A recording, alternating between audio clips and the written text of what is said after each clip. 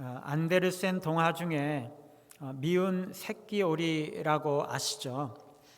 엄마 오리가 품었던 알들 중에서 색깔도 다르고 아주 못생긴 새끼 오리가 있었습니다. 모이 주는 여자아이에게도 구박을 받았고 다른 오리들과 짐승들에게도 다 놀림을 받고 같이 놀아주지도 않고 그렇죠. 새끼 오리는 자신이 못생겨서 다들 자기를 싫어했기 때문에 무작정 길을 떠납니다. 갈대 숲에 들어갔다가 사냥꾼과 사냥개들에게 발견되지는 않을까 마음 졸이기도 하고 외딴 곳 할머니 집에 들어갔지만 고양이와 암탉에게 미움을 받기도 합니다. 매서운 겨울 날씨에 몸이 얼어붙을 때 농부가 다행히도 집으로 데려갔지만 거기서도 실수를 해서 또 쫓겨납니다. 산전수전 다 겪으면서 결국에 혼자서 그 추운 한겨울을 다 견뎌냈는데요.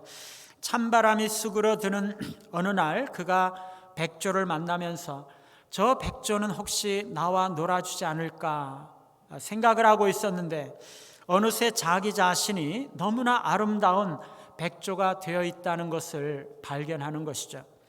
백조들은 그들 중에서 가장 예쁜 미운 새끼 오리 백조를 둘러싸고 그를 환영한다는 이야기입니다.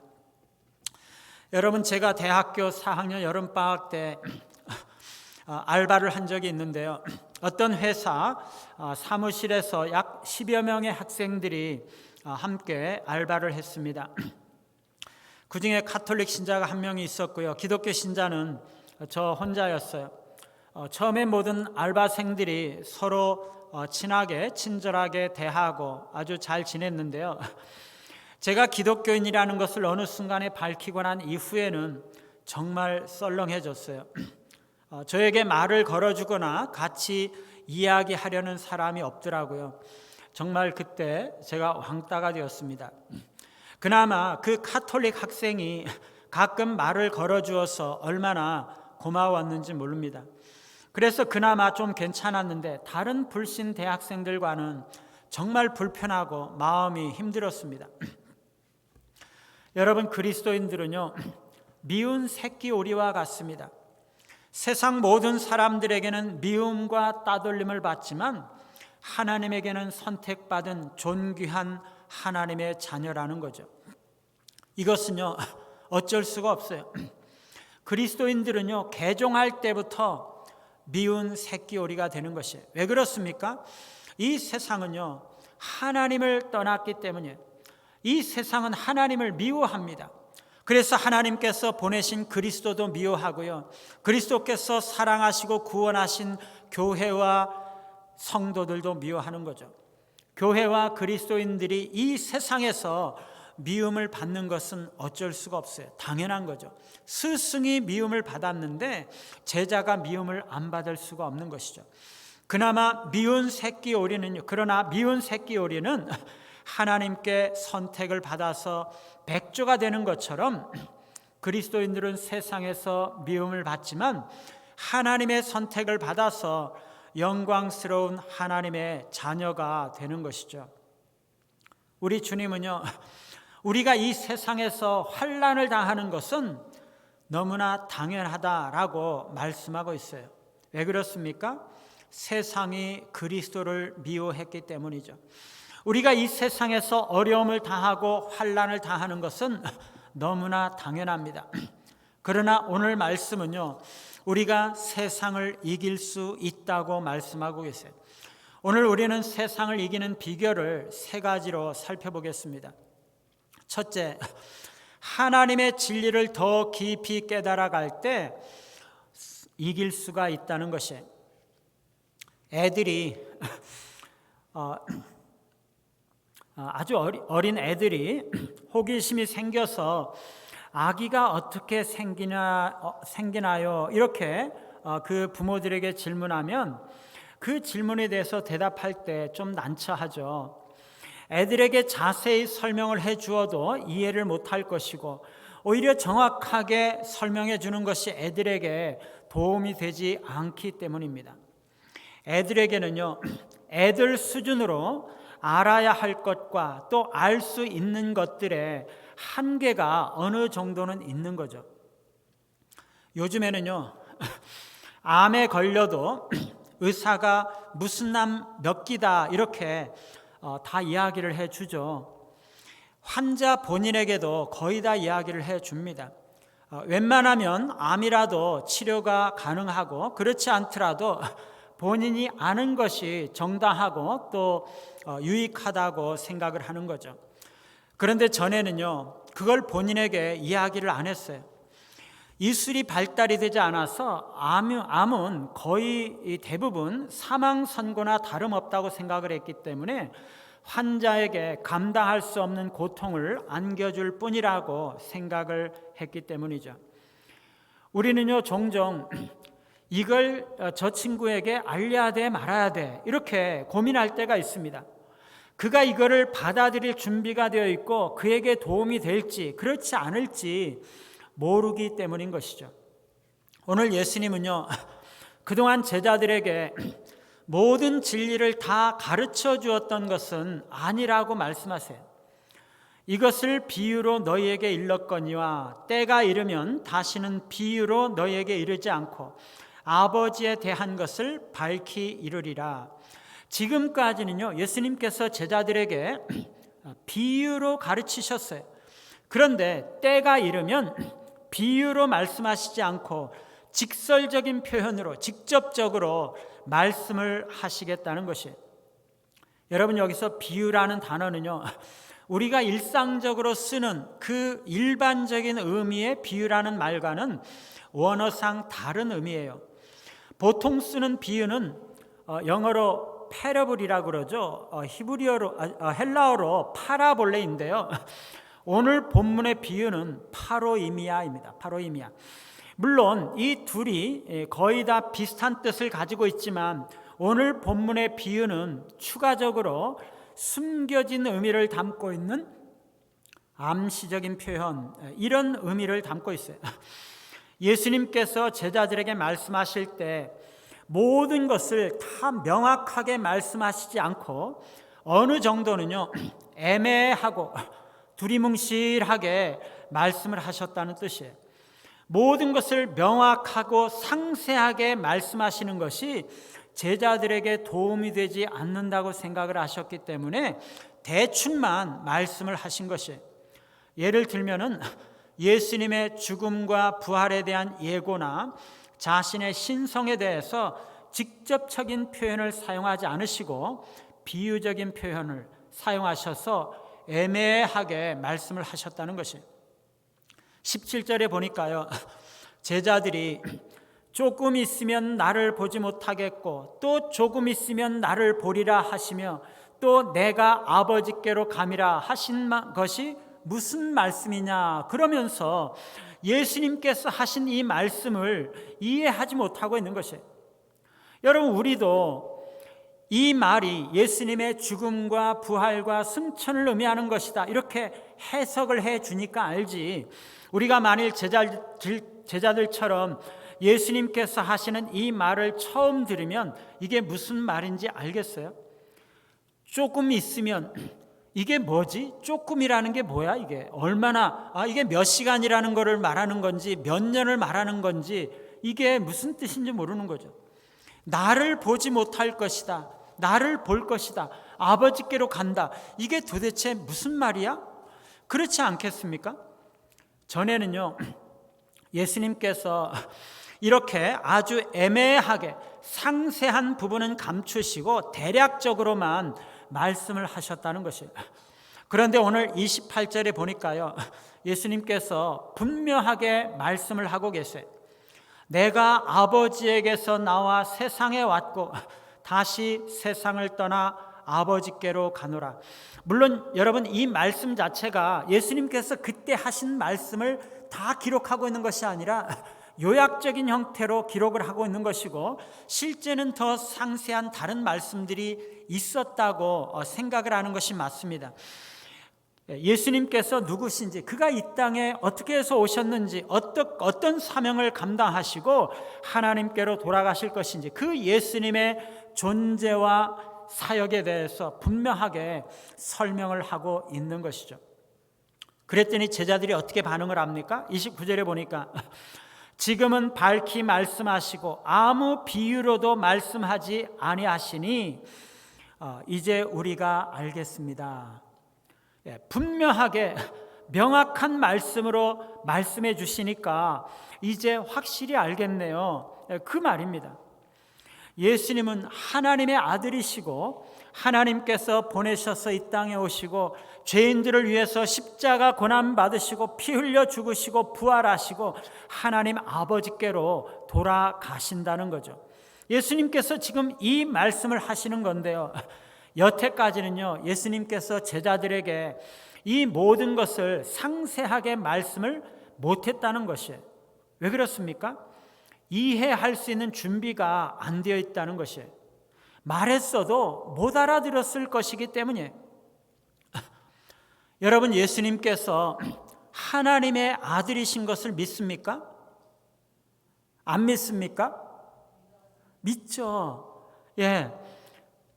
예수님께서 완전한 하나님이시고 완전한 사람이시라는 것을 믿습니까? 아멘. 그분이 메시아이시고 왕이라는 거 믿습니까? 그분이 십자가에 못 박히셔서 죽으신 거 믿습니까?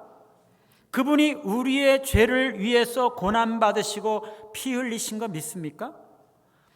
그분이 죽은 자 가운데 부활하신 거 믿나요? 승천하셔서 지금은 하나님 보좌 우편에서 우리를 위해서 중보하시고 교회를 통치하고 계시다는 거 여러분 믿습니까?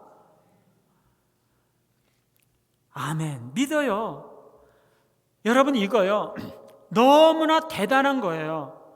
이거를 믿는 것이 보통 믿음이 아닌 것입니다. 이게 쉽게 믿어지고 쉽게 알 수 있는 것이 아닌 거죠. 여러분, 제자들이 이 모든 것을 한꺼번에 알아들었을 것 같아요? 아닙니다. 예수님께서 이 모든 것들을 제자들에게 한꺼번에 가르치셨을 것 같아요? 아니에요. 예수님께서 자신의 인성교리를 제자들에게 가르치는데요, 한꺼번에 그것을 말씀을 못하시고 나는 아버지께로부터 왔어, 내가 하는 말은 아버지께서 하시는 말씀이야, 내가 하는 이적은 하나님 아버지께서 권능을 주신 거야, 내가 하는 일은 아버지가 하는 일을 보고 하는 거야, 나와 아버지는 하나야. 이거를요 한꺼번에 말씀을 못하시고 하나하나 차근차근 말씀을 하시면서 예수님께서 신성을 가지신 하나님의 아들이시라는 것을 가르치는 것이에요. 제자들이요 이거 한꺼번에 이해를 못하는 것입니다. 그렇지 않겠습니까? 나와 지금 똑같은 육체를 가지고 있는 인간인데 이 예수님께서 나는 아버지께로부터 왔어, 그러면 이게 이해가 되겠어요? 예수님이 하나님의 아들이고 그래서 하나님이시고 그분이 하나님께로부터 오셨다는 거 금방 이해가 되겠습니까? 우리라도 그때 예수님과 함께 있었더라면 이해가 안 되는 거죠. 예수님께서는요 자신의 죽음에 대해서는 특별히 감추셨어요. 제자들이 이해를 못하는 거죠. 예수님은 메시아이시고 이스라엘의 왕이신데 왜 메시아가 죽냐, 그거 이해를 못하는 거죠. 그래서 예수님은요 고난과 죽으심을 가르치실 때 정말 조심스럽게 자세한 것은 감추시면서 차근차근 가르치신 것입니다. 내가 장로들에게 잡혀서 채찍 맞고 조롱받고 십자가에 못 박혀서 죽을 거야, 그 이야기를 못하는 거예요. 그냥 내가 아버지께로 간다, 그렇게만 말씀을 하시는 거죠. 그러면 제자들은 이게 웬 말이지? 무슨 말이지? 그러는 거죠. 죽는다는 건데요 아버지께로 간다 그러니까 그걸 못 알아듣는 것입니다. 어떻게 간다는 건지, 왜 간다는 건지, 어디에 아버지가 어디 있다는 건지 이게 도무지 모르는 거죠.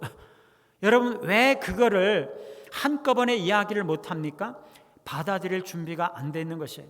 제자들은요, 다른 사람들처럼 메시아가 죽는다는 것을 이해할 수가 없어요. 특히 그렇게 고난받고 십자가에 비극적으로 죽음을 당한다는 것은 도무지 있을 수 없는 이야기입니다. 왜 죽어야 되는지, 왜 그렇게 비참하게 죽어야 하는지를 상상할 수가 없는 거죠. 만일에 제자들에게 예수님의 고난과 죽음에 대해서 상세하게 다 이야기를 했더라면요, 아마 그들은 엄청난 충격으로 미쳐버렸든지 죽어버렸든지 그렇게 됐을지도 몰라요. 나의 죄 때문에 메시아가 죽어야 한다는 것, 그것도 그렇게 너무나 비참하고 잔인하게 고난을 받고 죽어야 한다는 것은요, 도무지 이해를 할 수가 없는 거죠. 결코 그것을 인정할 수가 없는 것입니다. 그거를 알면 완전히 정신을 잃어버리는 거죠.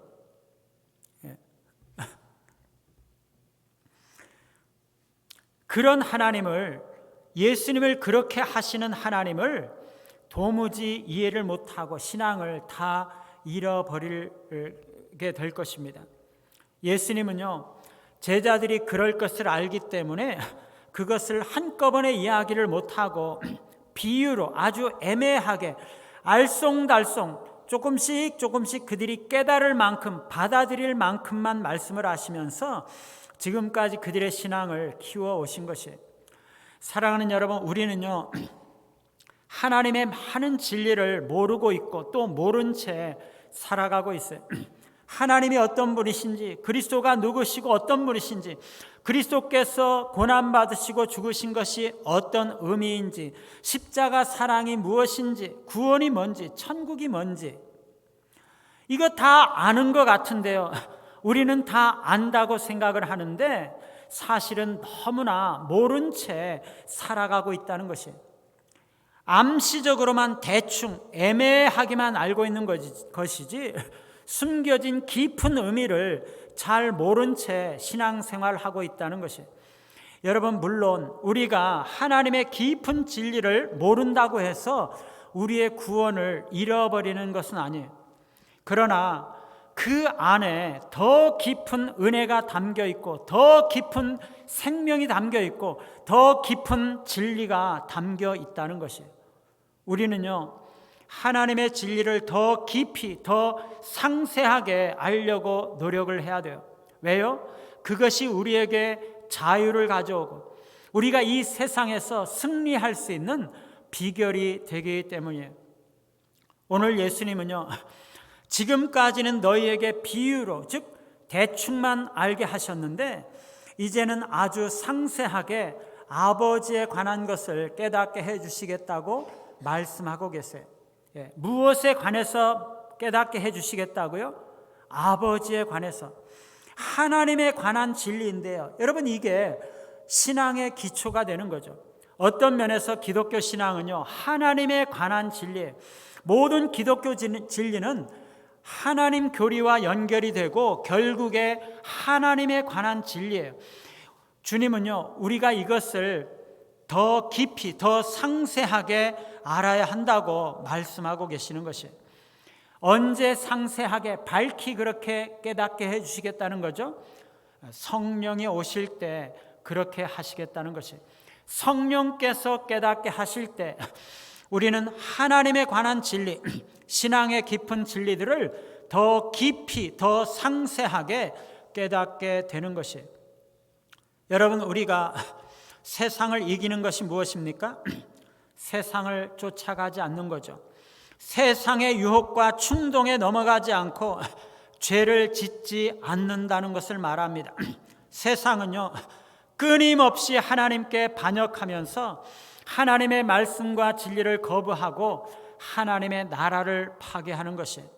그래서 끊임없이 신자들을 죄로 유혹하죠. 우리가 죄를 지을 때는요, 세상에 굴복하는 것이 지는 것입니다.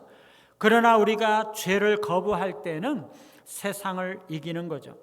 우리는 세상을 쫓아가는 것이 아니라 하나님의 말씀을 따라가는 거죠. 세상의 가치와 세상의 풍조를 거부하고 하나님의 진리를 따라 사는 것이 세상을 이기는 것입니다. 세상은요, 끊임없이 세상적인 방식으로 살라고 우리에게 요구를 하지만 그 세상의 요구를 거절하는 것이 세상을 이기는 것이에요. 우리는요, 하나님의 진리를 알아갈 때 세상을 이길 수가 있어요. 하나님께서 우리를 어떻게 사랑하셨는지, 죄에 빠진 우리를 어떻게 사랑하시고 그리스도를 보내셔서 죽게 하시고 구원하셨는지, 그 진리를 깨달을 때 우리가 죄를 이기고 세상의 유혹을 이길 수 있는 동기와 힘이 있는 것이에요. 우리가 하나님에 관한 진리를 더 알아가고 세상의 유혹을 물리치고 하나님의 말씀대로 살아갈 때 우리가 세상의 유혹을 이길 수가 있는 것이에요. 하나님의 진리를 우리가 깊이 알아갈 때 우리는 내가 누구인가 하는 것을 알 수가 있어요. 하나님의 자녀로서의 신분과 특권을 무엇인지 그거를 알 수가 있는 것이죠. 이게 세상을 이기는 비밀이 되는 것입니다. 하나님이 우리의 아버지가 되신다는 것, 그래서 우리가 하나님의 자녀로서 하나님 아버지께 기도할 수 있는 그 기도의 문이 열렸다는 것이에요. 26절에 보니까 그날에 너희가 내 이름으로 구할 것이요 내가 너희를 위하여 아버지께 구하겠다 하는 말이 아니니, 성령이 오시면은요, 우리가 예수님의 이름으로 하나님 아버지께 바로 구할 수가 있다는 것이에요. 그러면 하나님께서는 예수의 이름으로 우리에게 응답을 해 주실 수가 있다는 것이에요.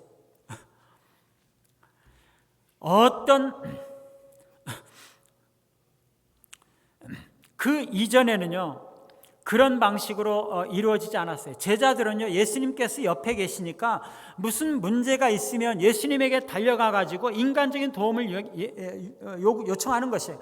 그래서 예수님, 이런 어려움이 있어요. 어떻게 해야 돼요? 그러면 예수님께서 하나님 앞에 기도하고 하나님께서 응답해 주시고 그렇게 됐어요. 예수님께서 기도하시니까 죽은 나사로도 살아나고 그렇지 않습니까? 그런데 이제는 그렇게 예수님을 거쳐가지고 이렇게 기도하는 것이 아니라 하나님 앞에 기도하는 것이 아니라 우리가 예수의 이름으로 바로 하나님께 기도할 수 있는 길이 열렸다는 것이에요. 그래서 우리는요, 어떤 어려움도 어떤 문제도 예수의 이름으로 우리가 하나님 앞에 아뢰일 때 하나님 앞에 응답을 받는 것이에요. 그러니 우리가 두려워할 이유가 없는 거죠. 우리는요, 하나님의 진리를 더 깊이 알아갈 때 세상을 이길 수가 있고 두려워하지 않고 승리할 수가 있는 것이에요. 두 번째는요, 우리가 하나님의 사랑을 깨달을 때 세상에서 승리할 수가 있습니다. 27절에 이는 너희가 나를 사랑하고 또 내가 하나님께로부터 온 줄 믿었으므로 아버지께서 친히 너희를 사랑하심이라.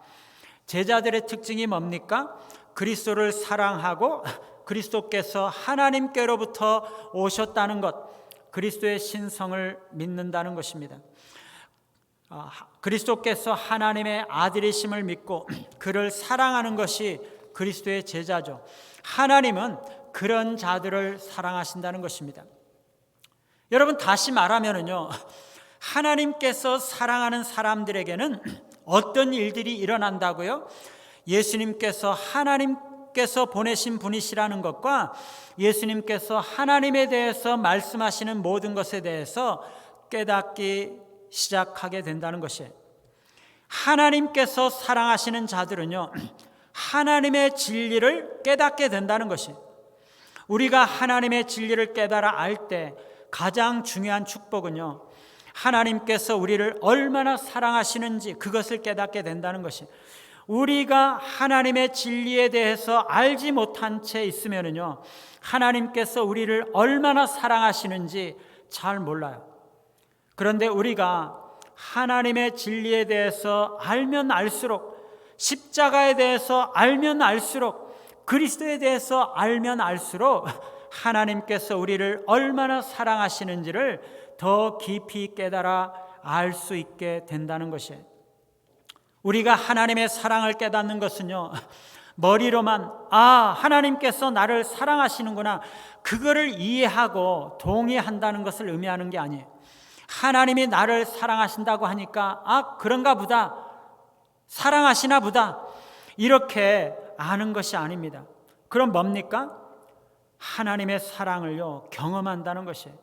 하나님이 정말 나를 사랑하시는구나, 이렇게까지 나를 사랑하시는구나, 내 자신의 삶 속에서 인격적으로 체험적으로 그것을 느끼고 직관하고 경험하는 것이, 내 마음 깊은 곳에 하나님께서 나를 사랑하셔서 나를 이렇게 구원해 주셨구나, 나에게 이렇게 많은 축복을 주셨구나, 이렇게까지 하나님께서 나를 인도해 주셨구나, 그것을 깨닫고 느끼는 것이, 말이 필요가 없어요. 그냥 내 마음속으로부터 하나님께서 나를 사랑하시고 은혜를 베풀어 주셨다는 것이 깨달아지고 알게 되는 것이에요. 그런 확신이 있는 것입니다. 이게 하나님의 사랑을 체험하는 것이고, 이게 하나님의 사랑을 깨닫고 아는 것이에요. 우리는요 하나님에 관해서, 그리스도에 관해서, 십자가에 관해서 좀 더 깊이, 좀 더 상세하게 알아갈 때 하나님의 사랑이 더 깊이 깨달아지고 알게 되는 것이에요. 하나님의 진리를 더 깊이 알아갈 때 내가 얼마나 죄인이고 얼마나 큰 은혜를 받았는지 깨달아 알게 되는 것이에요. 이게 성령께서 하시는 일이죠. 성경을 읽을 때요 하나님의 말씀이 깨달아져요. 송이꿀같이 달아요. 예배 드릴 때요 하나님의 말씀이 깨달아지는 것이에요.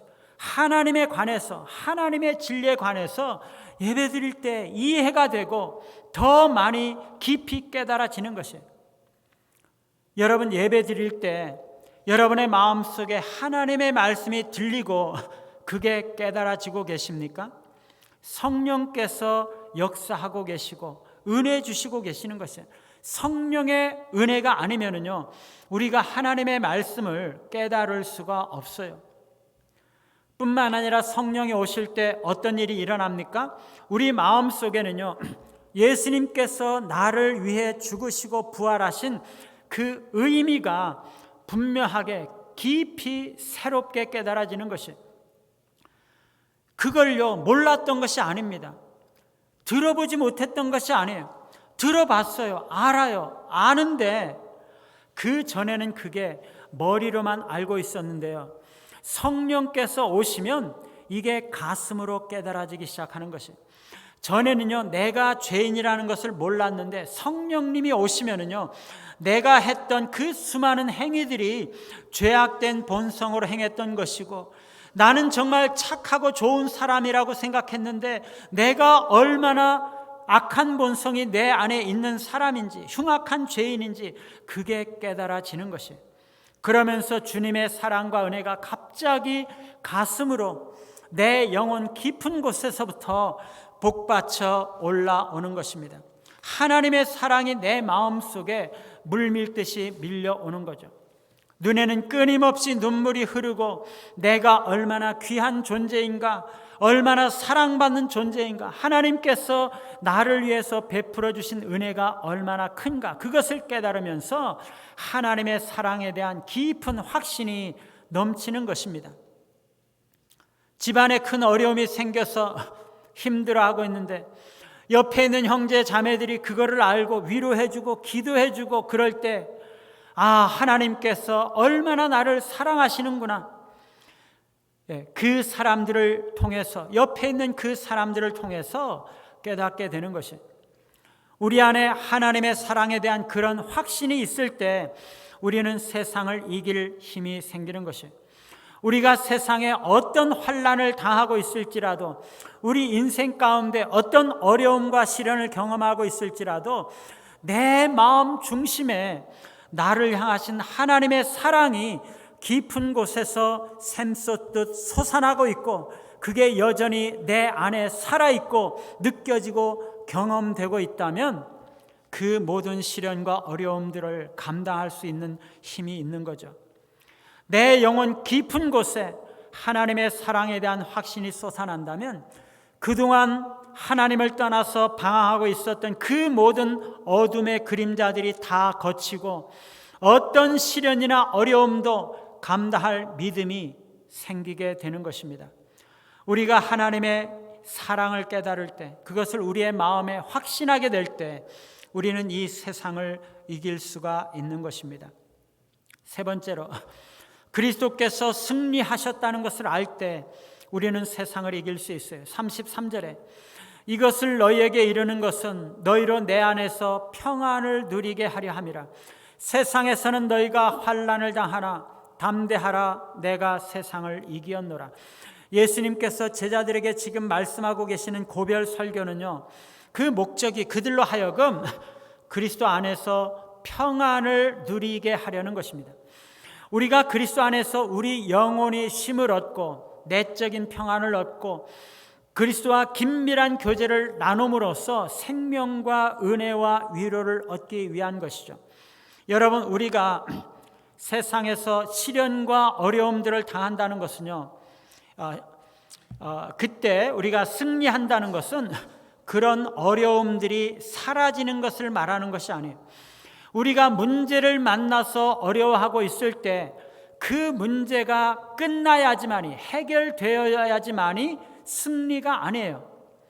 그런 시련과 문제 가운데서도 그리스도에 대한 믿음을 가지고 그리스도 안에서 평안을 지키는 것이 승리라는 것이에요. 그리스도인의 승리는요, 이 세상에서 당하는 환난으로 인해서 염려하거나 두려워하거나 하지 않고 흔들리지 않는 그런 것을 말하는 것입니다. 하늘이 무너져도 아무런 요동도 하지 않고 태연하게, 의연하게 하나님만 바라보고 의지할 수 있는 것, 그것이 세상을 이기는 것이에요. 어떤 사람은요, 걱정거리가 있으면 며칠 동안이나 잠을 못 자곤 합니다. 그게 아니라 수많은 걱정거리 가운데 내 앞에 수많은 문제들이 산적해 있다 할지라도 걱정하지 않고 평안하게 잘 수 있는 것, 그것이 세상을 이기는 것이에요. 우리 주님은요, 우리가 이 세상에서 환난을 당하는 것은 당연하다고 말씀하세요. 왜 그렇습니까? 세상이 그리스도를 미워했기 때문이에요. 우리가 이 세상에서 어려움을 당하고 환난을 당하는 것은요, 너무나 당연합니다. 그러나 우리는 이 세상을 이길 수가 있어요. 왜요? 그리스도께서 세상을 이기셨기 때문이죠. 그리스도께서 세상을 이기셨다는 것은요, 그분의 모든 삶 속에서 하나님의 모든 뜻에 전적으로 순종하시고 겸손하시고 섬기시고 모본을 보이는 삶을 사심으로써 세상의 가치관과 유혹에 대해서 승리하셨다는 것을 말하는 것입니다. 뿐만 아니라 예수님께서 승리하셨다는 것은요, 그분의 죽으심으로써, 부활하심으로써 죄와 사망의 권세를 이기시고 사탄의 권세를 깨뜨리시고 모든 악의 세력들을 이기셨음을 말하는 것이에요. 그리스도께서 세상을 이기셨기 때문에 우리가 세상을 이길 수가 있어요. 왜요? 그리스도께서 이기셨다는 사실이 왜 우리에게 승리가 되게 할 수 있습니까? 그리스도의 승리는 곧 그리스도인들의 승리예요. 왜 그렇습니까? 그리스도께서 우리의 대장 되시고 그리스도께서 우리의 머리가 되시기 때문이죠. 우리의 대장 되시는 그리스도께서 승리하신 승리는요, 우리의 승리예요. 대장의 승리는 우리 모든 병사들의 승리예요. 교회의 머리 되시는 그리스도께서 승리하셨는데 그의 몸인 교회와 그의 몸의 지체인 우리 그리스도인들이 그의 승리에 동참하지 못할 이유는 없는 거죠. 머리가 승리했다면 몸도 함께 승리하는 것이에요. 몸의 지체들도 함께 승리하는 거죠. 우리의 언약의 대표이신 그리스도께서는 우리 모든 그리스도인들을 대표해서 승리하신 것이고 우리 모든 성도들을 대표해서 성도들을 위해서 세상을 이기신 것이에요. 그리스도께서 세상을 정복할 때 우리도 그분 안에서 함께 세상을 정복한 것입니다. 여러분, 이것을 믿으시기 바라요. 그리스도는요, 우리에게 담대하라고 말씀하세요. 어떤 고난을 당할지라도 용기를 내고 인내하라는 것입니다. 어떤 위협이 안겨져도 하나님 안에서 희망을 간직하는 것이 제자들의 의무요 관심이어야 되는 것이에요. 그리스도는 환난 가운데서도 제자들이 기뻐하며 믿음으로 승리하고 극복하기를 바라고 계시는 것입니다. 우리 주님은요, 최악의 상황 속에서 세상을 이기셨어요. 그렇다면 그리스도 안에 있는 우리도 그 동일한 그리스도의 능력으로 세상을 이길 수 있지 않겠습니까? 그가 성령으로 하나님의 사명을 감당하고 성령으로 고난받으시고 죽으시고 부활하셨다면 그가 우리에게 보내신 성령이 우리 안에 계시기 때문에 우리가 동일한 능력으로 세상을 이길 수가 없겠습니까? 그리스도는요, 여러분 중에 어느 누구보다도 가난했고, 여러분 중에 어느 누구보다도 더 큰 고통을 당했고, 여러분 중에 어느 누구보다도 더 슬펐고, 누구보다도 더 멸시를 당했고, 박해를 당했고, 누구보다도 더 낮아지셨고, 더 환난과 어려움들을 당하셨어요. 그리스도는 이 세상에서 어느 누가 당할 수 없는 불리한 조건 속에서 세상을 이기셨던 것이죠. 그랬다면 우리에게 성령을 주신 그리스도께서 우리에게 이 세상의 환난 속에서 승리할 수 있도록 능력을 주시지 않으시겠어요? 그러므로 그리스도께서 우리에게 담대하라고 명령하시는 것이, 우리가 이 악한 세상 속에서 환난을 당할 수밖에 없지만 세상을 이기신 그리스도께서 우리와 함께 하심으로 그리스도는 우리에게 담대하라고 말씀하고 계시는 거죠. 사랑하는 여러분, 우리는 세상 속에서 환난을 당할 수밖에 없어요. 왜냐하면 이 세상은 하나님을 떠나서 타락했고 하나님을 대적하고 하나님을 미워하고 있기 때문이에요. 우리는 하나님의 진리를 더 많이 더 깊이 알아갈 때 세상을 이길 수가 있는 것이죠. 우리는 하나님의 사랑을 더 깊이 더 풍성히 경험하고 깨달을 때 이 세상을 이길 수가 있는 것이에요. 세상에서는 너희가 환난을 당하나 담대하라, 내가 세상을 이기었노라 말씀하시는 주님을 의지하면서 하나님의 진리와 사랑을 더 깊이 알아가심으로 세상에서 승리하며 살아가시는 우리 모두가 되시기를 간절히 바랍니다. 우리 같이 한번 찬양하겠습니다.